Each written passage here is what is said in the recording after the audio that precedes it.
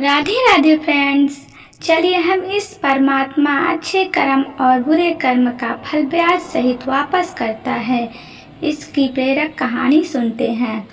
एक बार द्रौपदी सुबह तड़के स्नान करने यमुना घाट पर गई। भोर का समय था, तभी उसका ध्यान सहज ही एक साधु की ओर गया, जिसके शरीर पर मात्र एक लंगोटी थी। साधु स्नान के पश्चात अपनी दूसरी लंगोटी लेने गया तो वह लंगोटी अचानक हवा के झोंके से उड़ पानी में चली गई और बह गई। संयोगवश साधु ने जो लंगोटी पहनी थी वो भी फटी हुई थी। साधु सोच में पड़ गया कि अब वह अपनी लाज कैसे बचाए। थोड़ी देर में सूर्योदय हो जाएगा और घाट पर भीड़ बढ़ जाएगी। साधु तेजी से पानी के बाहर आया और झाड़ी में छिप गया। द्रौपदी यह सारा दृश्य देखकर अपनी साड़ी को पहन रखी थी, उसमें आधी फाड़ कर उस साधु के पास गई और उसे आधी साड़ी देते हुए बोली, तात, मैं आपकी परेशानी समझ गई, इस वस्त्र से अपनी लाज ढक लीजिए।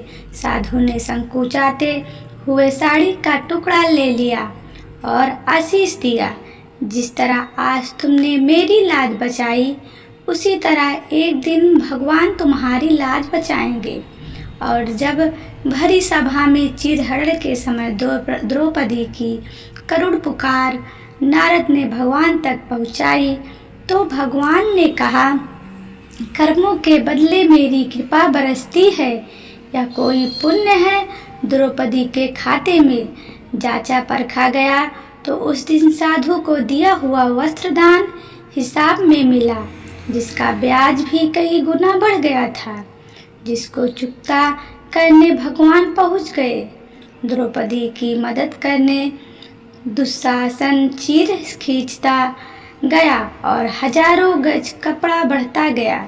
इंसान यदि सुकर्म करे तो उसका फल सूद सहित मिलता है, और यदि दुष्कर्म करे तो सूद सहित भोगना पड़ता है।